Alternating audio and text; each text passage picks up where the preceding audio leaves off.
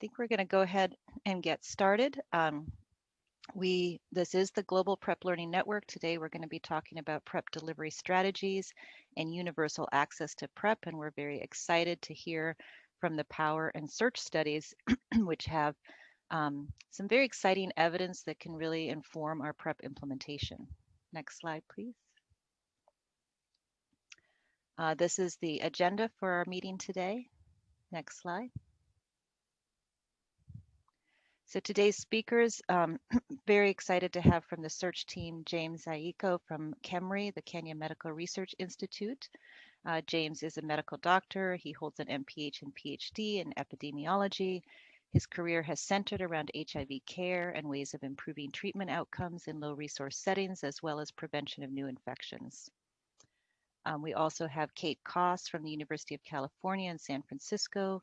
She is an infectious disease physician and assistant professor in the Division of HIV, Infectious Disease and Global Medicine. And she works mostly on clinical and implementation research in HIV prevention with a major focus on optimizing uptake and adherence to PrEP among women in East Africa and the US. Next slide, please. Connie Kellum joins us from the University of Washington and as part of the POWER study team. She is a professor of global health medicine and epidemiology and director of the International Clinical Research Center at the University of Washington. She's an infectious disease doctor, epidemiologist, and researcher, and much of her work focuses on HIV prevention and PrEP, as well as longer acting modalities for prevention. Jason Reed joins us from JPIGO. He is a HIV prevention technical advisor who brings more than 15 years of experience in public health surveillance and medical epidemiology, specifically around HIV surveillance, prevention programming, and implementation research. Next slide, please. Okay, so I want to remind all folks about using the chat function. As we've mentioned previously, unfortunately, the way these webinars work is that the attendees are muted in order to manage the sound quality, but we do like to have a interactive conversation through the chat. However, for everybody to see your chat, you need to select from the drop-down menu to send your message to all panelists and attendees so that everybody can see the conversation. So all you have to do is click that little arrow in the two and you should see an option for all panelists and attendees. So please feel free to enter your questions, your comments, your own experiences as we go through these presentations and we can have a discussion around them. Next slide, please. Okay, we're going to go ahead and launch with our first presentation from the search team. Over to you, James. Thank you, Christine. Next slide. So Kate Koss and I are honored to make this presentation on behalf of the SEARCH collaboration. My name is James Aiko from the Kenya Medical Research Institute. We'll be presenting on PrEP uptake, engagement, and impact following population level testing in rural East Africa, the findings of the SEARCH study. So by way of the outline to this talk, we'll describe the SEARCH study and PrEP interventions, and then Kate will take us through the findings on PrEP uptake, engagement, and HIV incidence, as well as the lessons learned and considerations for future service delivery. Next slide.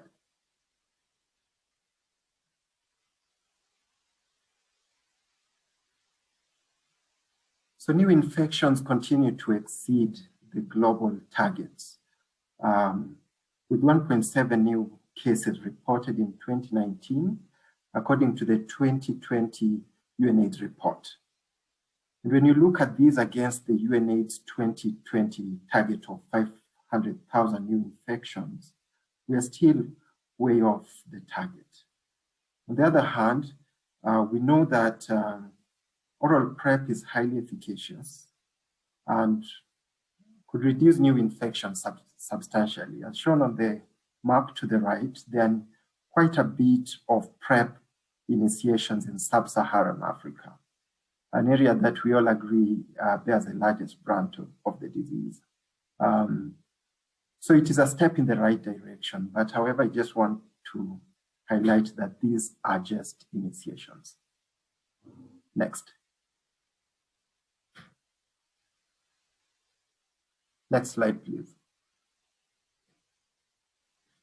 So declines in HIV diagnosis have been observed among men who have sex with men in high-income countries, such as San Francisco and Sydney cities in the US and Australia, where PrEP has been scaled up alongside HIV testing and treatment. Next slide.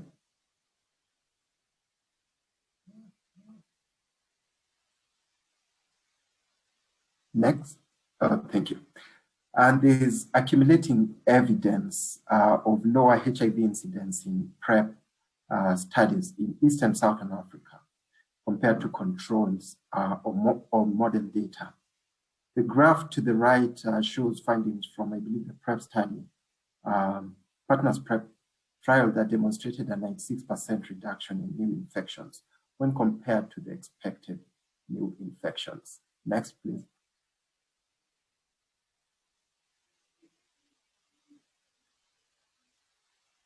So the SURGE trial is a universal test and treat trial that was conducted in 32 rural communities in Uganda and Kenya. And with it, we posed the question, can HIV test and treat with universal ART using a multi-disease patient-centered care model reduce new HIV infections and improve community health compared to a country guideline approach?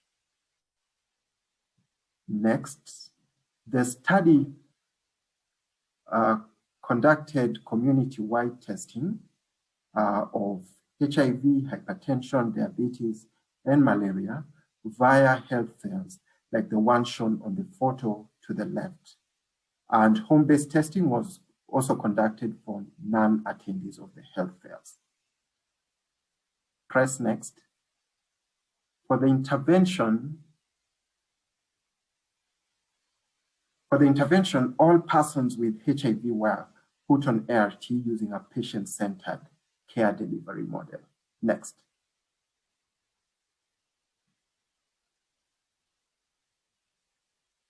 So what did we find? Within 2 years, with population-wide HIV testing and universal ART, the study exceeded the UNAIDS 1990 targets, as depicted by the graph to the left. At 3 years, the intervention communities had higher population-wide viral suppression of 79%, as shown by the blue bar to the right as compared to the control. HIV incidence declined over time, however, did not differ by arm, likely due to guideline changes in the control arm that occurred during the course of the study. Next.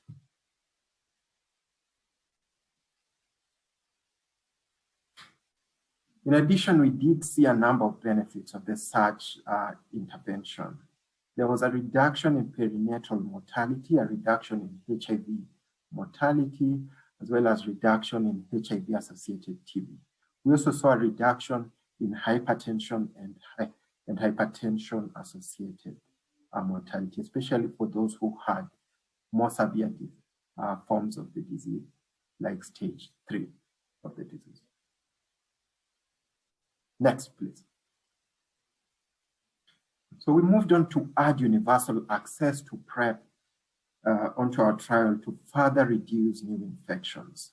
We used what we learned from community-wide testing and patient-centered care, and we asked the question again, could adding PrEP further reduce HIV incidence among persons at elevated HIV risk? Next, please.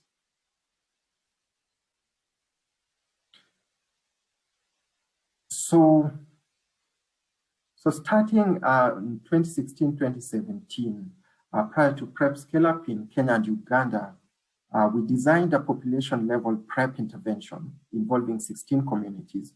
Following community-wide HIV testing, we offered universal ART for those who had HIV, Press next. And for those without HIV, universal access to PrEP was presented. We offered enhanced counseling on PrEP for persons at elevated HIV risk and proceeded to give same-day PrEP, start with flexible delivery systems for follow-up visits, including the option of an off-clinic community-based visit. Next.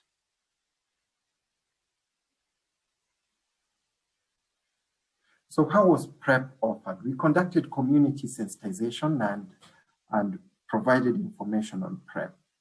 At the health fairs, group education was done and universal access to PrEP was offered. Enhanced counseling on PrEP was done for persons at elevated risk. And this included one, serodifferent partnerships. And secondly, those identified as being at elevated risk based on a risk score generated using socio-demographic data. And thirdly, those who self-identified as being at risk. PrEP was offered during HIV testing events at the health fairs and at nearby clinics. Next, please.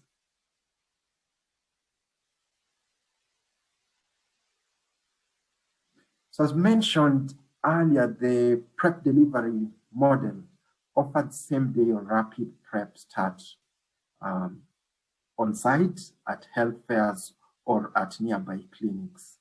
And we drew samples for creatinine, but started same-day PrEP prior to receiving the results. The delivery system was designed to be flexible for follow-up visits in terms of time, location, and drug packaging, and so on, just to ensure that participants were comfortable with the delivery. And PrEP was offered at baseline, week 4, week 12, and every 12 weeks after that. In terms of where we offered it, it was offered at the health facilities and community sites based on clients' preference.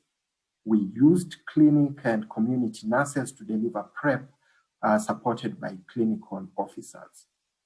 And at each visit, we performed HIV testing, counseling, PrEP refills, and clients had access to providers via phone throughout the study period. I'd now like to welcome Kate to continue with the next session. Thanks so much, James. And thanks everyone for joining and for the opportunity to present. We're really delighted to be here alongside the Power team and Jason Reed, and happy to be here. So in terms of our results, this is after population level HIV testing. So we found that about 74,000 individuals tested negative for HIV. And of this group, 15,632 or 21% were assessed to be at elevated risk of HIV acquisition. And then among this group, 5,447 or 35% initiated PrEP. And of those who started PrEP, 78% engaged in the program for at least one follow-up visit. Next slide, please. So who started PrEP? About half were women, 29% were ages 15 to 24, but you can also see that there were older individuals, 16% 45 years or older, 19% had a serodifferent partner, and 22% were in fishing bar or transport occupations. When we compared to the overall group of persons at elevated risk, the group of about 15,000 individuals, uptake was higher among those with serodifferent partners, older adults, those in polygamous relationships, and uptake was lower among mobile individuals and youth. Next slide, please. So these are our results in terms of the PrEP cascade for program engagement, which is shown in dark blue, refills, which is in green, and self-reported adherence in yellow. What you can see is that about 2/3 of PrEP initiators were seen at the week 4 visit. And by week 24, about 30% were still taking PrEP. And individuals could come in and out of this cascade at different visits. Next slide, please. We found that many individuals who reported current HIV risk, which is shown in the light blue here, and was asked at each follow-up visit, many of those individuals stayed on PrEP. So at least 90% received PrEP refills and at least 70% self-reported adherence. Next slide, please. We found that women were slightly more likely than men to ever engage in visits, receive refills, or report adherence. Next slide. When we look at specific subgroups, and this is at week 24 of the cascade, you can see that the groups on the left, those in fishing, bar, transportation occupations, and women and men with serodifferent partners, had higher levels of engagement and refills and adherence. And then when we look at the right side of the slide, those individuals who were younger, so young women, young men, as well as mobile individuals, had lower levels of engagement. And then even when we account for individuals who self-assessed as being at risk, you can see that the proportion who reported adherence in yellow was lower in these groups. Next slide, please. We found that many participants who stopped PrEP remained engaged in follow-up visits for HIV prevention. So 83% of participants stopped PrEP at least once. So it was very common, and half of those individuals later restarted. And we found that ongoing engagement and follow-up visits, sort of still staying in the program, allowed individuals the opportunity to have repeat HIV testing, to receive condoms, and then to have ongoing discussions about HIV prevention and potentially restart PrEP. Next slide, please. So in terms of observed HIV incidence among PrEP initiators, we found that there were 25 seroconversions over 7,150 person years of follow-up. So the incidence rate was 0.35 per 100 person years. Next. Looking at the results by sex, among women, the incidence was 0.46%, and among men, 0.23%. Next. So we next asked, what would we have expected HIV incidence to be in this population in the absence of PrEP? And to do this, we used propensity score matched recent controls from the same communities from the year before PrEP was available, using testing data from those communities. And we would have expected, shown in the red here on the left, an overall incidence of 0.92 per 100 person years. But what we observed was an incidence of 0.32%. So this represents a 74% lower HIV incidence among PrEP initiators compared to matched controls from the year prior to PrEP availability. Next, please. And then in terms of the results by sex, we saw significantly lower incidence, 76% lower incidence among women and 40% lower incidence among men, although the result among men was not statistically significant, potentially due to a small number of infections in that group. Next, please. We found that there were many challenges along the way and many lessons learned. PrEP was really entirely new in most of these communities when the study started. It wasn't yet available outside of the study. So there were certainly rumors about PrEP, particularly early on in the study. This one quote from one of our qualitative studies from a young woman in Western Kenya said, "I would love to use it to protect me from HIV, but my worry is that I've never seen anybody who has benefited from PrEP." Just as one example. There also was, in some cases, particularly among youth, lower perceived severity of HIV infection as ART was sort of being successfully used in communities, and people were seeing people living longer and healthier lives despite having HIV. There were sometimes other health or life priorities that took precedence over prevention, and particularly for youth, the stigma of wanting separate clinic entrances for PrEP and ART clients. And then in terms of facilitators, we found that positive interactions with providers, support around pill taking, around management of side effects came up in our qualitative work, as well as having out-of-facility visits and using PrEP to support achieving life goals. And there were sort of continual efforts over time with the study team and working with participants to overcome challenges and support PrEP use. Next slide, please. So in summary, after population-level HIV testing, we found that 1/3 of individuals who were assessed to be at elevated HIV risk started PrEP, and of these, 78% engaged in the PrEP program for follow-up visits. We found that community-wide HIV testing with universal access to PrEP with rapid start and flexible community-based service delivery was associated with lower HIV incidence among PrEP initiators, including women, compared to recent controls. And we think that these results show evidence of the added impact of PrEP in communities that had already exceeded the UNAIDS 90-90-90 targets after universal test and treat. Importantly, we found lower PrEP uptake and engagement among young adults and mobile populations, and additional strategies around communicating around PrEP and supporting PrEP use are really needed for these important populations. Next slide. Thinking about considerations for future service delivery, low barrier HIV testing, not only for HIV, but other health services, potentially other conditions, can serve as an entry point for linkage to either HIV treatment or prevention services. Using a more universal or inclusive offer of PrEP may help to promote uptake.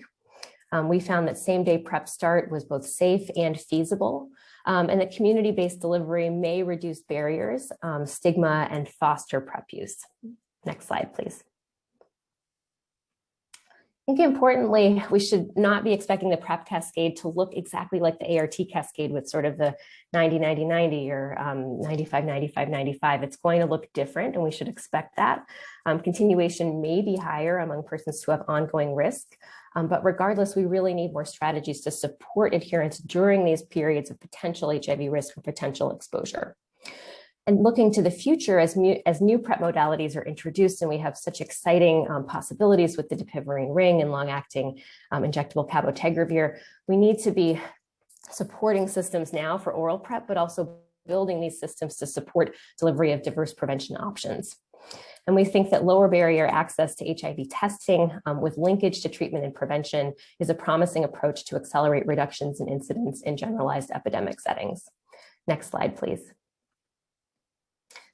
We would like to really sincerely thank all of the search study participants, community members, and community leaders, and the entire search team, and thank our sponsors, partners, collaborators, and advisory boards. And thanks very much for the opportunity to present today.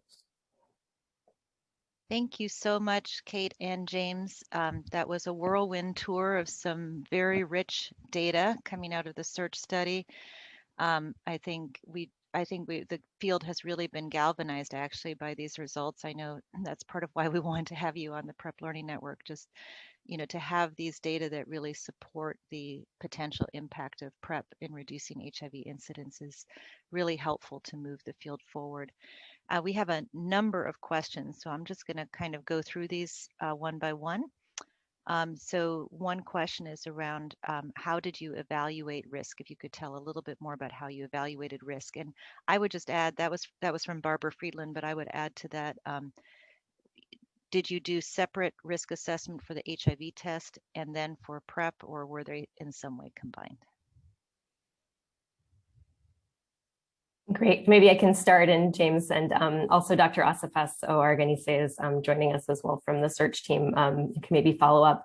So at the time of population level testing, so on arrival to health fairs, there was HIV testing conducted, and then it was really during the post-test counseling that there was a conversation with the post-test counselor about PrEP, and sort of thinking about that was the point at which there was information that was fed into a risk score calculator based on demographic data that was discussed, if applicable, but also a much broader discussion about potential serodifferent partners and potential risk for HIV.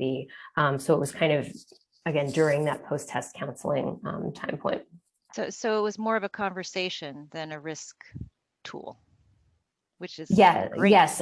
So it was really, I guess it was twofold. So there was, when people arrived at the health fairs, there were questions about demographics, and those were entered into a system and sort of spit out an answer that said yes, no, potentially at risk. So that was one of the tools used, but that was absolutely not the only tool used. And so then during the time of counseling, there was a discussion about that sort of answer of the yes or no at risk from the score, but a much broader discussion and sort of about potential risk and potential exposures. That's great. Our last PrEP Learning Network was on this topic of risk assessment and really wanting to move more away from a scoring tool to having a conversation and have it be about counseling. So that's really terrific to hear. Just as a clarification, Barbara Friedland did ask if you could tell us exactly which risk calculator you used. Oh, yes, it was.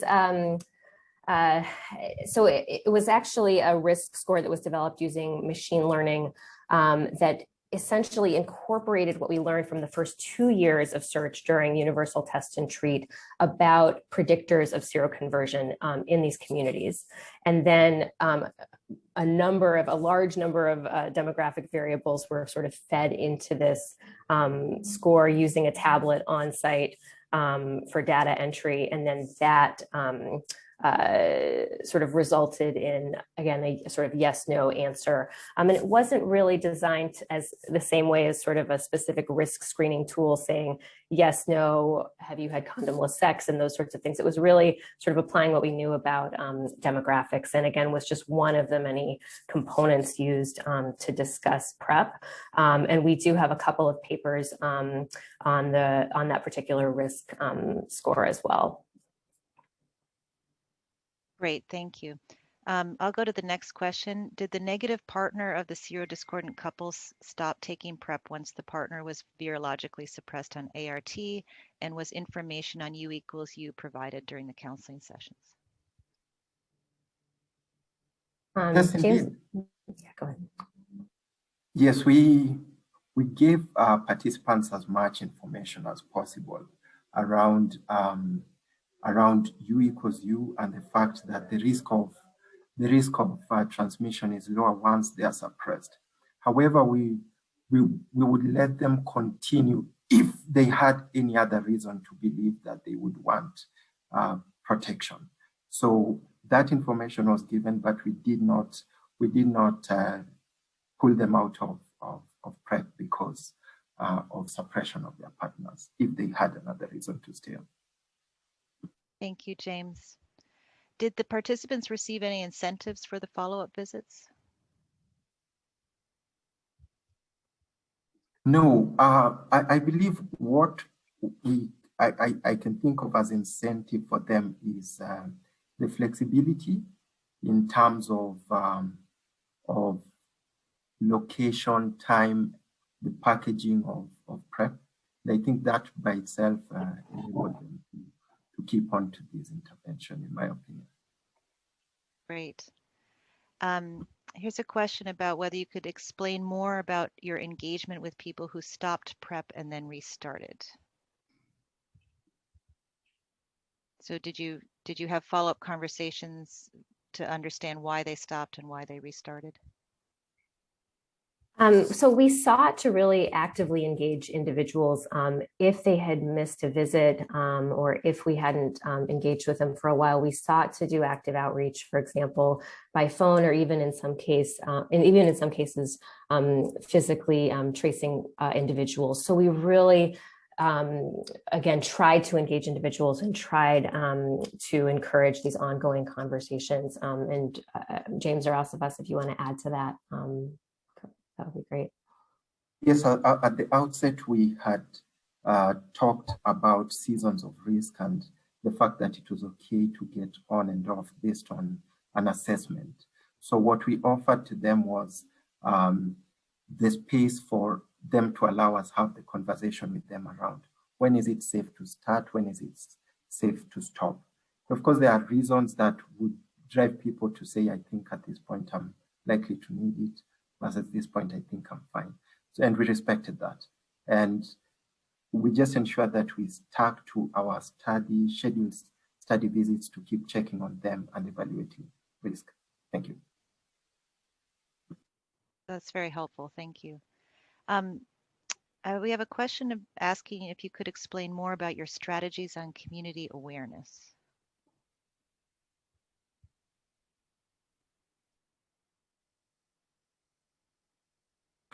So we conducted community-wide sensitization using the usual community meeting fora and created a fora where the community can ask questions and have any myths dispelled and get them to a place where they are comfortable with the idea of taking a medication for prevention, which is not a very common phenomenon in the rural settings.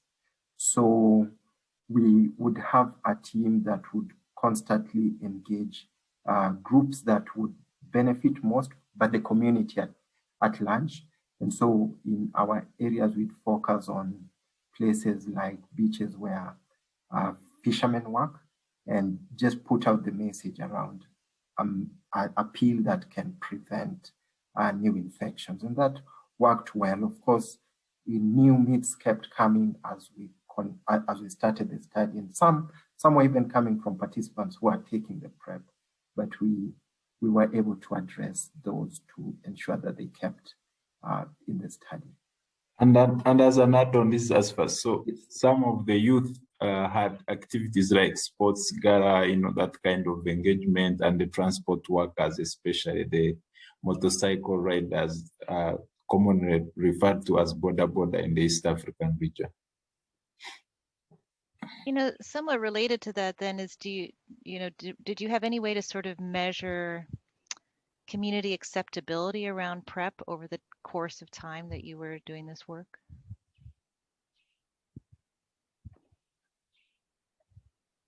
It's a great question, Christine. So we didn't formally sort of do surveys, for example, but we did see in our qualitative work that some of the impressions about PrEP seemed to shift a bit over time, particularly as it became, as knowledge increased in the community. So our initial focus group discussions were sort of prior to really the health fairs and these large events where there were discussions about PrEP.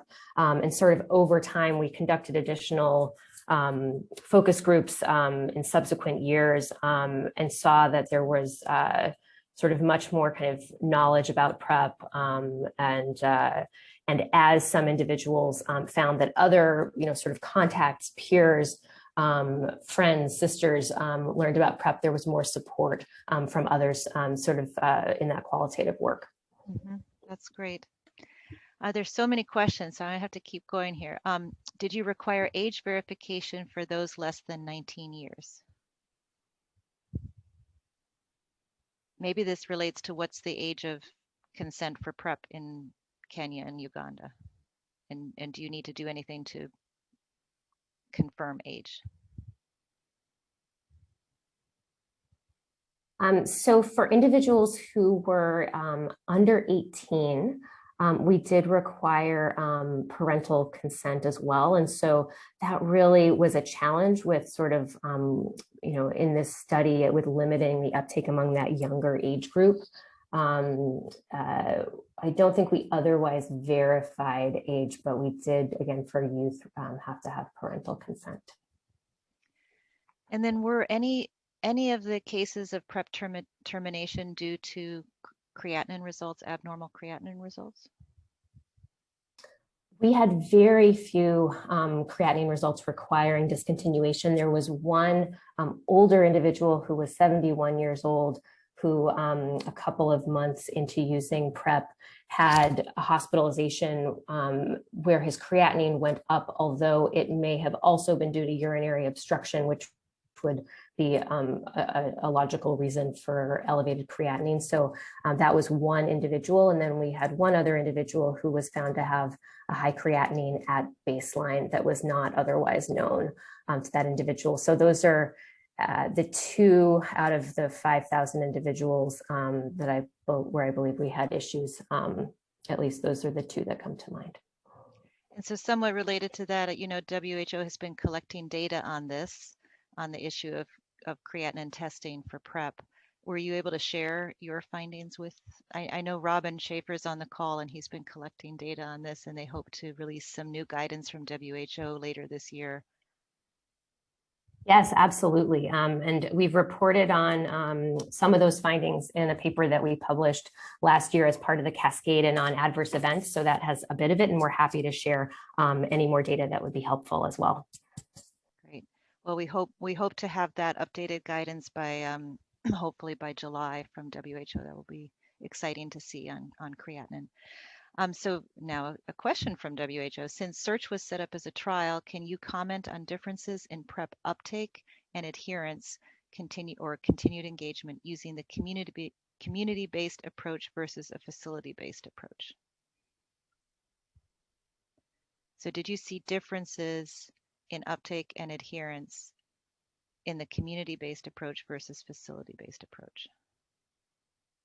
Great. So it's a wonderful question. So our approach was really largely to introduce PrEP using the community-based approach. So that was really where it was introduced in the communities. The first step was during these health fairs and during the community-wide testing to introduce PrEP and to offer PrEP.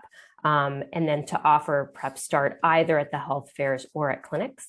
And then we did continue to offer PrEP on an ongoing basis in facilities, but most of the uptake was really after the initial testing events, population level testing, and then the subsequent year key population testing.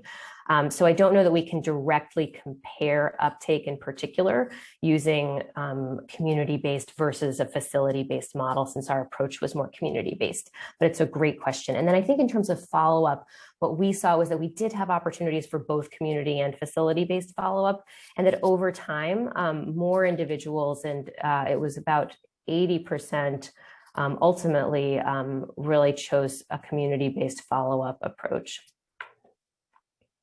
Just to add to that is, so there's the place of preference, and there are those who would prefer to have it from health facilities, as Kate has said, and then those who, a large proportion would want to have it from community locations, which they choose. Thank you. Thank you, James. We're gonna need to move to the next presentation, but so we'll have to come back to some of these questions or get to them in the resource sheet. But I do want to ask this one because I do think it was quite a striking finding as well. The percentage of women who stopped PrEP was observed to be higher as compared to men. Do you have any specific explanations and strategies to engage women to reduce the incidence of stopping PrEP? Thank you. Such an important question as we think about the impact of HIV on women in particular. So actually what we saw was that women actually, when we looked at women overall, that there were higher levels of engagement, so higher levels of attending visits, of receiving refills, of self-reported adherence, kind of across the cascade. When we looked at young women in particular, but also young men, we saw that there were in both of those younger populations, just much lower engagement overall and much lower adherence. We found that I think offering opportunities with flexibility for multiple sort of sites and options for where to get PrEP seemed to foster continuation. We really had a lot of ongoing discussions with participants about how to support PrEP use, how to navigate discussions with partners, how to find support among peers, among champions, and those were helpful strategies. But I think we, and in many studies as well, are still learning so much about how to sort of continue to foster PrEP use among women, and it's such an important part of the agenda moving forward. James or Asfas, I don't know if you have more to add to that, specifically thinking about findings for women. Yes, I think another thing that we observed was that women generally in these settings required another level of approval. So they showed a lot of interest and got into PrEP. However, when they went home with the PrEP, then they had to seek approval from maybe their spouses. And so there's a bit of drop-off that came up from, you know, the spouses saying they cannot take PrEP. So that also played a factor in this. And you know, indeed, that for James, for Southwest Uganda, especially the power, negotiations around the family where the husband has to give that additional permission was contributing to the drop among the women who were earlier initiated. Thank you. That is very helpful. There are so many questions. Of course, we have actually over 160 people on this call right now. So we are gathering your questions. If we can come back to them, we will. But I assure you, we will answer them in a resource sheet that we distribute after the call as well. But now, for the sake of time, let's move on to our next speaker. We're going to hear from the Power team, and I'm going to hand this over to Connie. Great. Thank you, Christine. And hopefully I will be joined partway through by one of my colleagues from Cape Town, Elzette Rousseau, and she'll, if she does join, she'll talk about one of the sub-studies at the end. And I just also want to acknowledge that I see my two colleagues from Kenya, Victor Amolo and Felix Mugaka, and Gina Barbary on the calls who helped with the monitoring and evaluation. So thank you all. So POWER stands for Prevention Options for Women Evaluation Research. And this was a study that was funded by USAID. We are really grateful for the opportunity to join the search team and present some of our findings. Do I? Okay, you're operating the slides. So POWER was really, compared to some of the PrEP work I've done, it was a research light project. We were trying to understand how cost effective and scalable we could be in delivering PrEP. And we were focusing on young women in Cape Town, Johannesburg, and in South Africa and Kisumu, Kenya. And we did this work in collaboration with the Desmond Tutu HIV Foundation, KEMRI, VITSAR-HI, and then behavioral science colleagues from Carnegie Mellon, Mass General, and RTI. Next slide.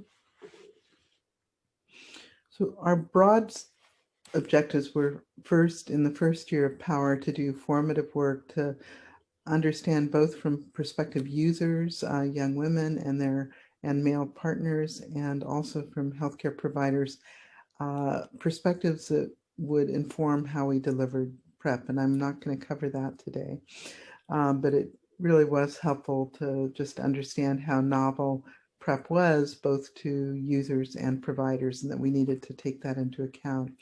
But what I'll present on today is really what we learned from the delivery of PrEP, and tell you about what we learned in terms of the uptake, persistence, and patterns of use, incidence, and then we're not going to cover cost effectiveness and some of the other aspects just due to time today.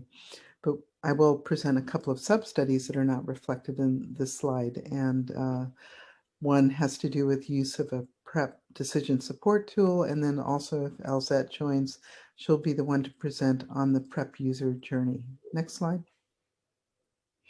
So the teams worked in three different contexts. In Cape Town, initially all of the PrEP delivery was through the Tutu teen tester, and you'll see a video at the end that describes this model. And this was an already existing model where in some of the Cape Flat areas, some of the townships outside of Cape Town, that this van, colorful van, has regular visits, often close to schools, and they are positioned to deliver contraceptives, STI testing, and through POWER added PrEP, and they also did other general support. They expanded to do a sort of bicycle delivery system of PrEP, building on a program that was already available for ART delivery in the community, and also at the end of POWER expanded to a brick and mortars primary care clinic. In Joburg, Johannesburg, the two sites were youth-friendly clinics, one of which was at Ward 21, which is in Hillbrow in downtown Joburg. And then they also partnered with a very typical primary care clinic that for which women would present for STI and contraceptive services, but was not a research clinic in any way. In Kisumu, there were two family planning clinics, one that was private and one that was public at the district hospital, Jorth, and the private clinic was KMET, and so it was really an evaluation of integration of PrEP into family planning clinics. Next slide. Next slide. So just to give you a summary of the characteristics overall, the median age was 21.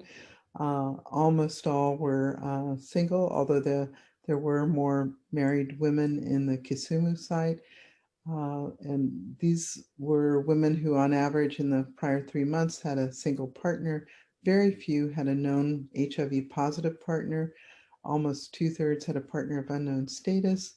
And condom use was inconsistently practiced by most, at least in the prior 3 months. And then this shows the distribution of contraceptives, which at the time that they enrolled in POWER, and as you can see, it varies by site, where there was much more implant use in the Kisumu family planning clinics, and in the other sites it was more injectable contraception. And this was a population that overall about half had ever been pregnant in the past, even at the age of 21. So sexually active young women with partners of unknown status, and most but not all were on contraception. Next slide.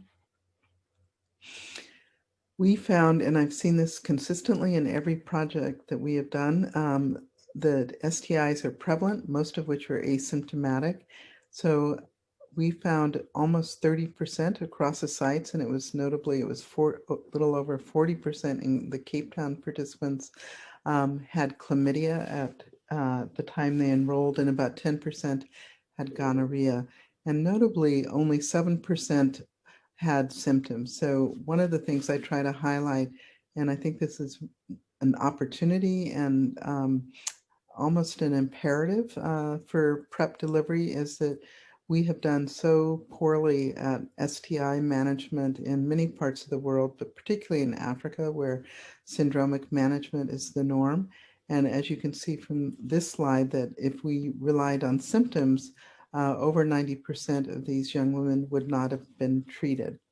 So important take-home point, and maybe we can come back to that.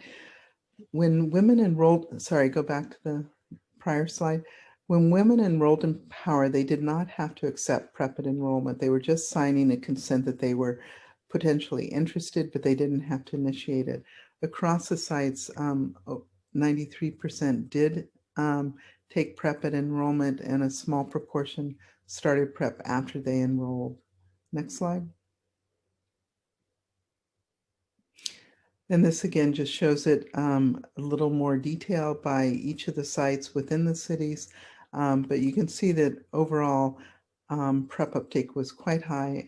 I think it's important to say that, and I think most PrEP projects have found this, especially in this young population, that the kind of screening we do with HIV, creatinine, and hepatitis B really screens out very, very few women, and that 99% were so-called medically eligible for PrEP. And most, over 90%, initiated PrEP on the same day, which I think, you know, we sort of, in my opinion, over-medicalize PrEP, and it is a very safe drug. Very few will be harmed by it, and same-day starts, if women are, in this case, are ready for it, should be the norm. Next slide. Similar to the search study, I think we found that there is starting and stopping and restarting, that of the a little over 2,500 women who enrolled in POWER in these 3 cities, that about of the 94% who initiated PrEP, 30% persisted through 1 month, and of those, 20% persisted through 6 months. And of those who stopped between that 2 and after the first month, 15% restarted. So this is a relatively short snapshot of 6 months, because this was an open cohort, and some of the women were enrolled and transitioned to other programs before they could have achieved 6 months of follow-up. But it shows, even in this initial 6 months, that a substantial minority do stop and restart. Some of this, and I don't have this on a slide, but I'll just tell you, some of this is that I think women are not taking PrEP daily, and maybe that is the right decision for them, but they have more pills left than we would have expected had they taken it daily. Some of it is also due to travel and or holidays, school breaks, and other factors. So, and sometimes it's access barriers. So again, I think that starting and stopping, restarting is going to be something that we need to accommodate and be prepared for. Thank you. And next slide. And this just shows graphically in a Kaplan-Meier curve the persistence by site, and you can see it did vary, that the Johannesburg sites had the highest retention, but still by 6 months, you know, it's a little less than 50%, and lowest at the Cape Town sites where women were starting through the mobile van. But again, I think that this is probably an underestimate of persistence, because women could have started PrEP at the power sites and then continued at another site. But it does show, and I think I'm not trying to skip over this, I do think that with oral PrEP, the first generation product, we're seeing that it is not possible for actually a majority of women to continue. Some of that may be changing risk perception, some of it may be how it was delivered, some of it may be the issues with storing a bottle of pills in places where they didn't have private space. Sometimes it was the influence of partners and parents on their persistence and concerns about stigma or experienced stigma. Next slide. So I think, just without going into this a lot, I think one of the things we learned as we tried to summarize our patterns of use is that it's not simple. And this is an area, I think, especially for oral PrEP, that we need to continue to work to try to come up with consistent data-informed measures of persistence so that we can compare programs in a consistent way. And I think we don't do a very good job at understanding if people are not using it daily, why, and is it that they're making informed decisions? For an example, if women were sexually active on the weekend, were they using PrEP dosing before and after, sort of more along the lines of event-driven PrEP? But our questionnaires don't allow us to look at that. We are learning, I think, from the qualitative aspect of power, and we look forward to having those data to present. They're currently under analysis, but I think this is a really important area. Next slide. We learned, I think, in part through the qualitative data, that there are a number of issues, just like with oral contraceptives. Same barriers exist for taking PrEP daily.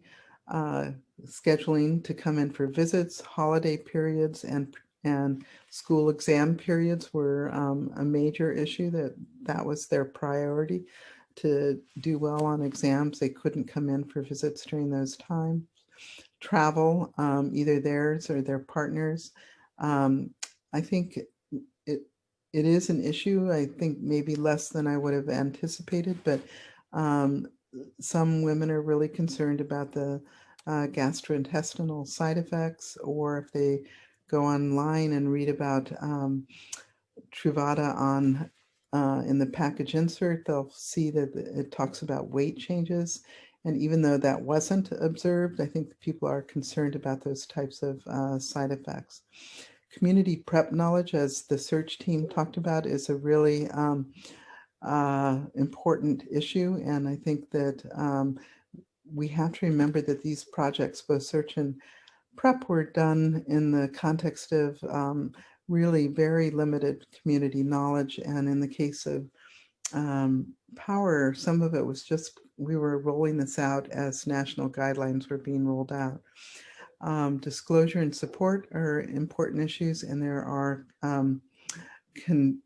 the issue about how to make PrEP more user-friendly is really important. Next slide. So some of the strategies that the power teams used at sites was that they would do phone calls to check in with participants. Particularly in Kisumu, they use these power clubs, which were opportunities for young women to meet and talk about their experiences and to support each other and just to develop more of a community around PrEP. I think making clinics youth-friendly is really important, being flexible and scheduling, and a number of other things, including linkages to other services, including psychosocial support for women that were having mental health issues, for those who are in different partnerships, couples counseling, anticipating and addressing disclosure issues, and just, again, being flexible and having a light touch to PrEP delivery, not over-medicalizing it. Next slide. We had a total of 17 seroconversions for an HIV incidence of 2.1 per 100 person years.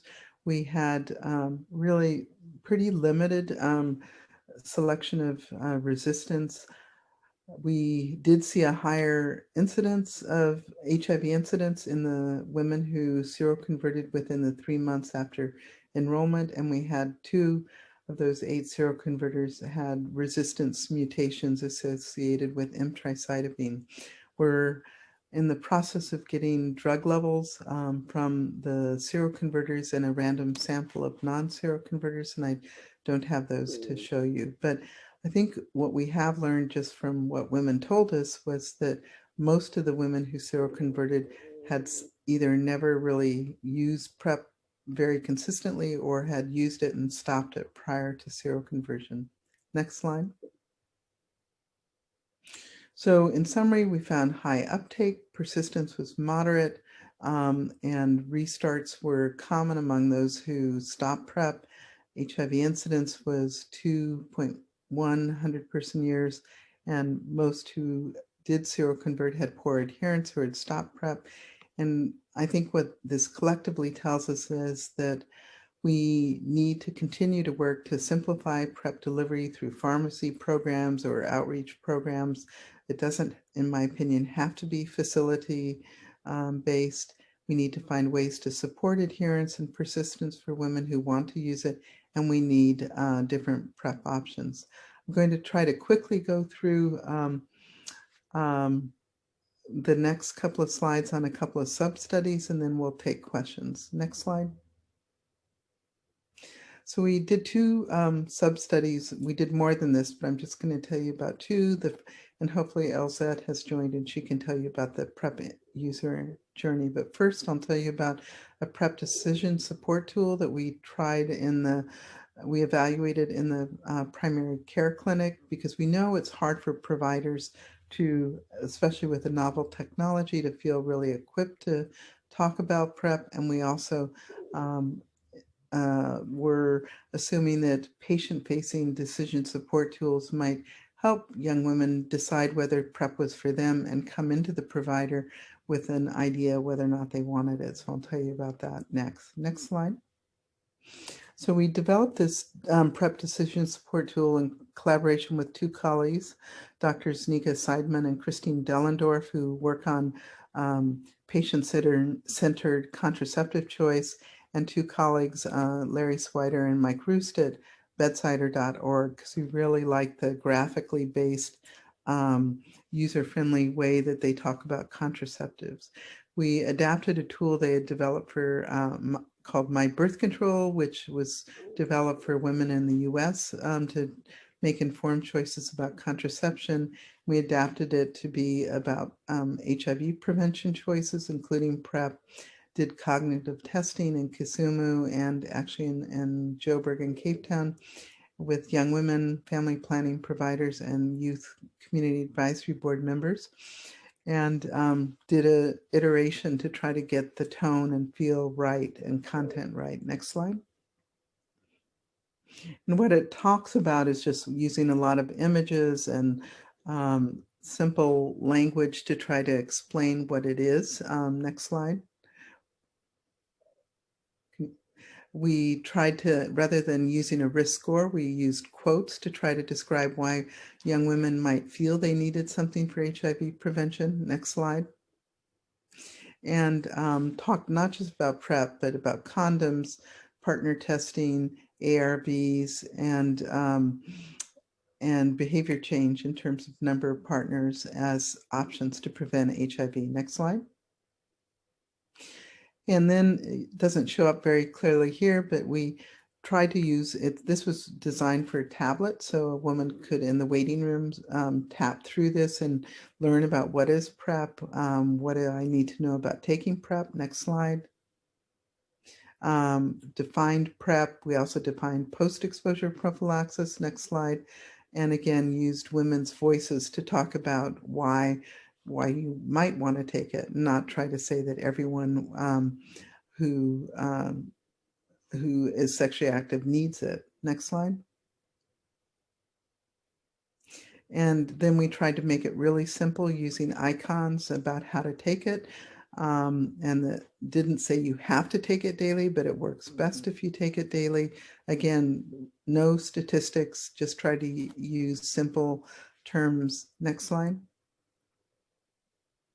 And one of the things I really like about the bedsider approach is that they, rather than overloading people with statistics, they put things into buckets. What do you need to know about PrEP? The good stuff, the annoying stuff, stuff not to worry about. And then at the very end, we had a true and false kind of myths and misconceptions about PrEP. Next slide.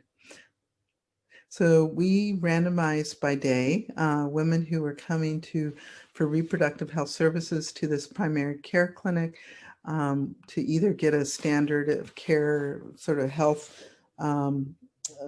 page on the tablet or the MyPrep decision tool. We enrolled 350 HIV uninfected women ages 18 to 25 at this clinic in Joburg. And we were interested in looking both at uptake and persistence. Next slide. And I'm not going to go through this in detail, but basically the characteristics of the women in this sub-study were very similar to what we saw in POWER as a whole. Next slide. Keep going. I realize we're over time, so I want to be quick. We found no difference in impact on uptake, but please note again that this is in the context where uptake was over 90%. So the likelihood that a tool is going to change that to make it higher is very small.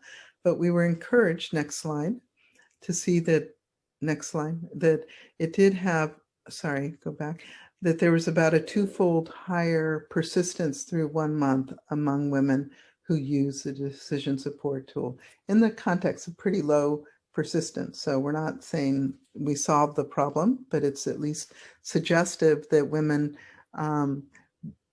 were more informed and more likely to persist with PrEP if they use this decision support tool. Next slide.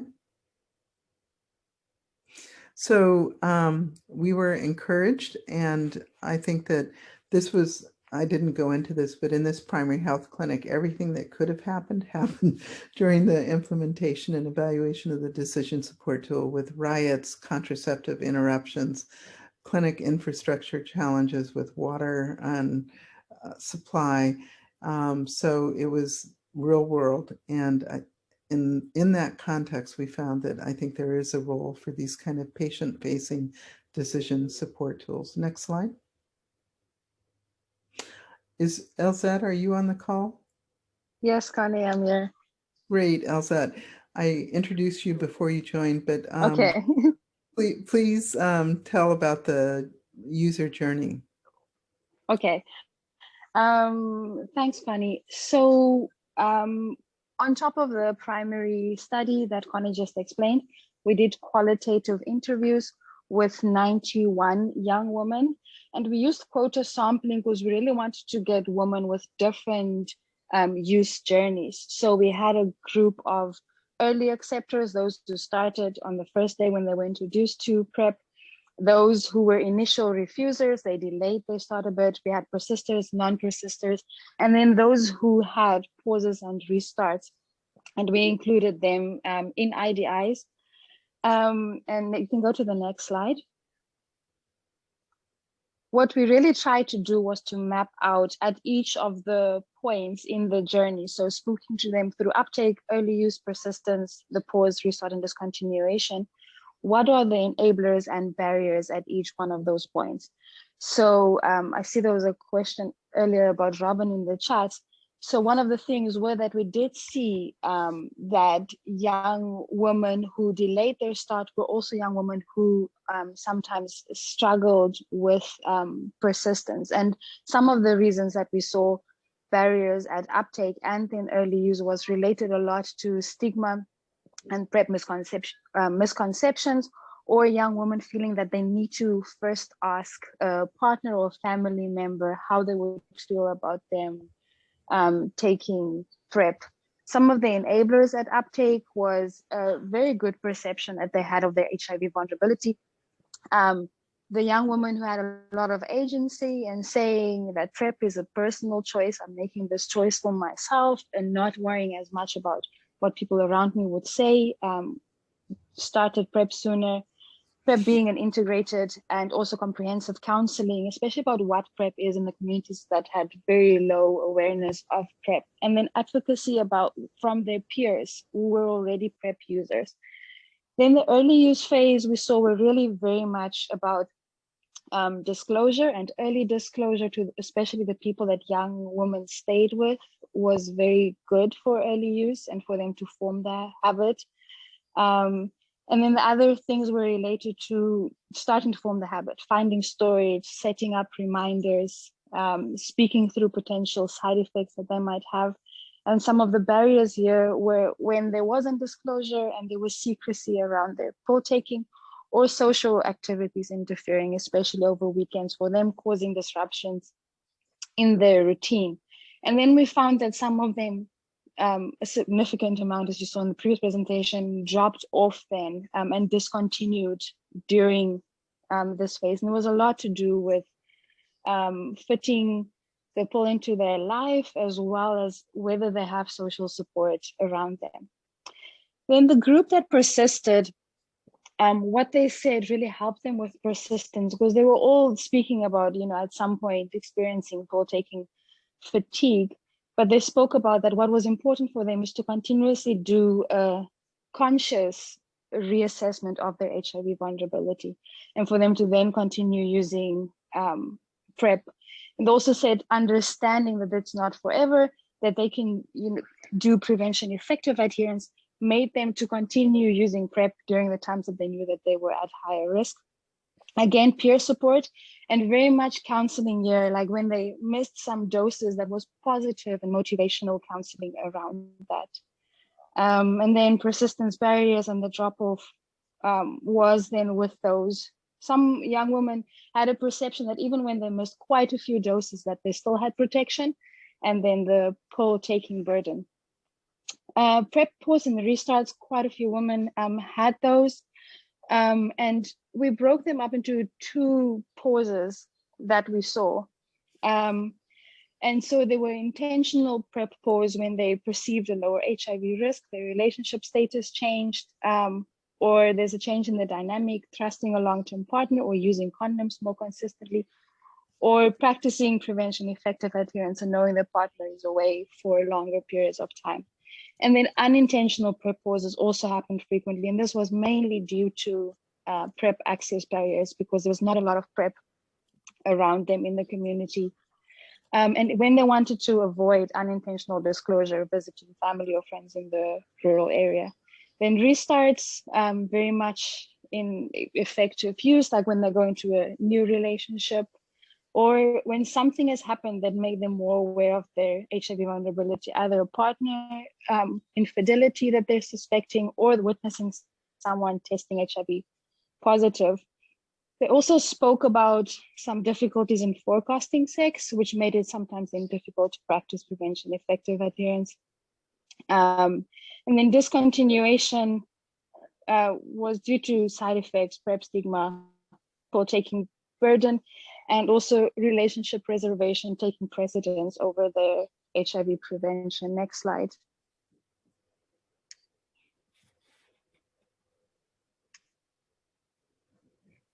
So in general, just seeing that young women were able to recognize their HIV vulnerabilities, but it changed over time. And those who can consistently and consciously relook at their vulnerability to HIV were more likely to persist with that, more support when they had a disclosure and when they had the means to plan around it. But definitely we need to focus on more access, because that was a major barrier for young women to persist on PrEP. That's all. Thank you. Elzad, that was fantastic. And I thank you so much for joining. And I want to acknowledge the whole POWER team here, some of whom are on the call. It's been a great journey. We've learned a lot. We won't have time, unfortunately, to show the video here, but we are going to put the link in the resource sheet that'll go out after the call. So people, we encourage you to look at it, and we apologize for going over, and we tried to cover too much. So this is a teaser. This is real life Cape Town flat. Sorry, Connie, I was just kind of playing it because you said teaser, so I thought I would give them a preview. Well, I wish we had time, but I was too slow and we tried to say too much, and we have one more speaker. So we will send the link and really encourage you to look at this, because the 22 Teen Tester is a great example of getting into the communities to make PrEP delivery more accessible to young women. That's terrific. Thank you so much, Connie and Elzette. And again, a lot of rich data coming out of the POWER study. And we will share, we won't have time for the questions, but we will answer those questions. Connie may answer and Elzette may answer some of them in the chat now, or other folks from the PROMISE team who are on the call. We wanted to kind of tie together, like presenting both, hearing from both Search and POWER, what are some of the big picture learnings and considerations around PrEP.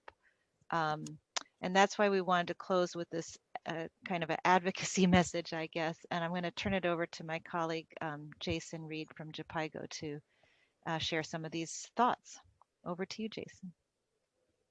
Great, thanks, Christine, and hello to everybody. Thanks for the invitation to make some closing remarks, and especially thanks to James, Kate, Connie, and Elzette for sharing your experience, but also giving us a great many things to be optimistic about, not just in terms of HIV prevention, but specifically in biomedical prevention and PrEP.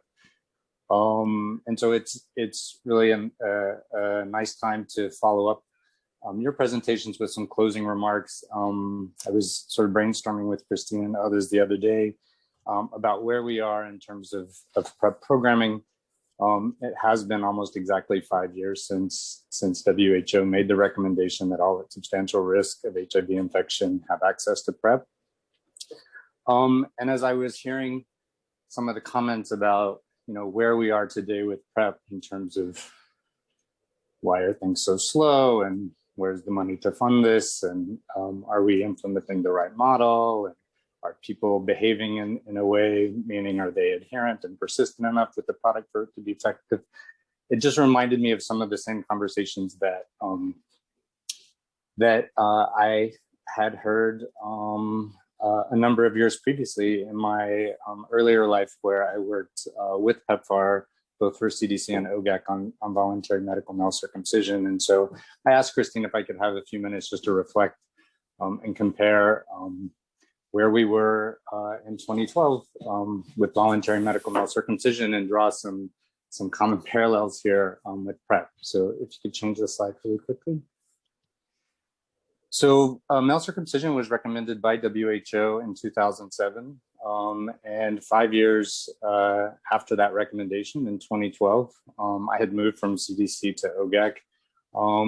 And it was interesting looking back, some of the very same questions that we ask ourselves today, I think, about PrEP, we were asking those very same questions related to male circumcision. And so you can see here in the first column, just some broad, a handful of themes here related to pace. Are we doing things fast enough? Budget, where's the money going to come from? Is there enough of it?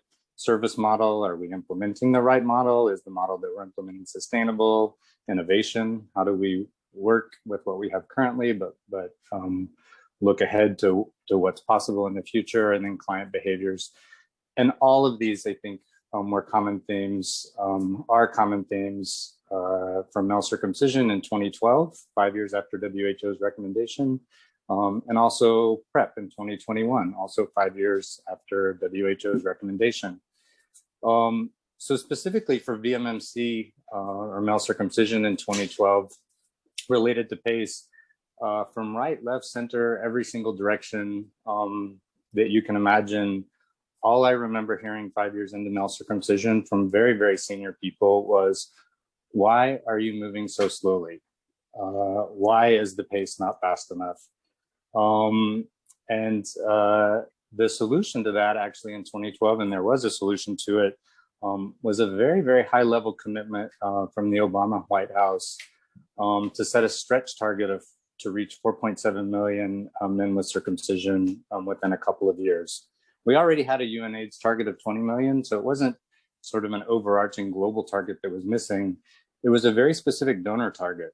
And so when the White House announced that 4.7 million target, I think it really sent a message to everybody that, you know, hey, the administration is really serious about pushing this agenda forward and expanding access to this service. The important thing is the next row is the budget. The question, of course, for the first 5 years of male circumcision that we had was, would there ever be sufficient funding for male circumcision as surgical intervention for prevention, given all the legacy programs and treatment mortgages? And so along with that 4.7 million male circumcision target, the White House also made a commitment to provide very traceable, dedicated funding to meet that target. 4.7 million isn't a 7-digit figure that just rolls off the tongue, right? 4.7 million was a very specific number because it matched an amount of funding that the administration knew they had available and was willing to make it apparent that funding was available, and it was going to be absolutely dedicated to reach the stretch target. In terms of the service model, 5 years into male circumcision, we had a lot of the same questions. How should we implement, given that integrated service models were largely less productive, had lesser reach, but vertical models were seen as unsustainable and you know, were unsustainable. And so the solution there was that client-centered mobile services that were convenient and designed for clients were more effective than services that were designed out of convenience for the health system. We also had a question 5 years into male circumcision about innovation. For any of those that were involved in male circumcision, you know, there were a couple of non-surgical devices. And so there was this constant question about, should surgical services, given how resource intensive they were, be held back, given that device-based solutions that were far simpler were always imminent and promised easier implementation. And I think the solution there was that technology never distracted from our full steam ahead approach to use what we currently had available on that day. And then finally, client behaviors. With male circumcision, we had a lot of questions arising from all corners about whether clients of male circumcision were behaving in a way that was conducive to reducing HIV incidence, specifically whether they were risk compensating after having the procedure done and thus ameliorating the risk. And the solution was not to withhold services over suspicions and biases, but rather to improve the counseling and the care that was provided. And in the final column here, I've just put some reflections where each of these particular rows also relates remarkably closely to male circumcision, but for PrEP 5 years in. So in terms of pace, we have a UNAIDS target. We had one for 3 million by 2020. It's now 2021. I think the logical question is, will we see a stretch target from a donor? And then in line with that, if there is a stretch target from a donor, will it be matched with dedicated, transparent funding so that you can see very clearly that stretch target has an ongoing commitment through resources. Targets are great, but without resources, they're really wishful thinking. For service model, same question, are we implementing the right service model? For PrEP, will we decentralize and demedicalize PrEP as a self-care service as much as possible? I certainly hope so. Kana, you alluded to that. Innovation. Here we are with daily oral PrEP, and everybody's wondering, of course, about injectable cabotegravir, and once a month islatravir, and lenacapavir, and everything that's in the research pipeline. And again, I would just offer that the way that male circumcision continued to succeed was to support innovation as it was becoming more and more available, but to never become distracted and to use a full steam ahead approach with what was available on that day, knowing that it's what we have and it works.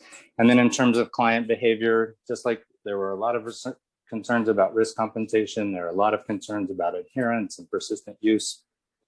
Those are very valid concerns. Certainly people who need to continue daily PrEP or to continue PrEP daily should be supported to do so and should have access to that. But we shouldn't be distracted by apprehensions about whether or not people will adhere or persist to the point that we back off at all on scaling up PrEP.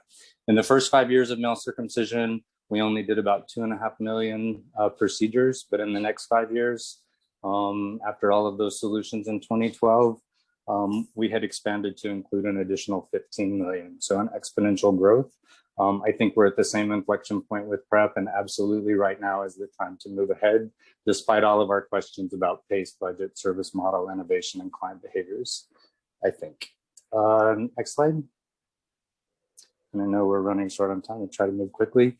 So now is the time to move ahead. Momentum is key. Stopping or reducing scale over any of those apprehensions about any of those things, budget, behaviors, implementation models, new technologies, only hampers our efforts. Stopping or reducing scale threatens the confidence among stakeholders, and it makes our clients feel like what we're offering won't be sustained in the future. And furthermore, because we're all in an environment of cost efficiency, constant recalibration just diverts funding away from service delivery toward management that's really not necessary. Next, as we've heard from Kate and from James, perfect oral PrEP use is not required to reduce HIV incidence. They have provided a great source of verifiable data to back that claim, but they're certainly not the only source of data for community level effectiveness of PrEP. What this means is that the funding to date, what there has been a good investment. And that continued scale up will reduce HIV incidence even as 95 treatment milestones are achieved. And our goal here, I think, should be is get as many people at risk as possible to try PrEP. First use is probably the first step in a much longer prevention journey, but it's a necessary step. And we have evidence that repeated use increases use regularity over time, and that many people who stop earlier than we would like do in fact restart, and often restart multiple times. It's true, new and improved formulations are coming, but oral PrEP prevents infections now. And so delaying expansion today, waiting for the next best thing, would mean constantly waiting for whatever's next after that. I think that this is an example very similar to male circumcision. The time to move forward is really now, and that there's a lot of potential with the infrastructure that's been put into place. Next slide. I think this is the final one. If password prologue prevention excels with high-level commitments to targets and funding. We've already reviewed the situation for male circumcision. We had a very clear target. We had a very obvious, or a very well-established unit cost.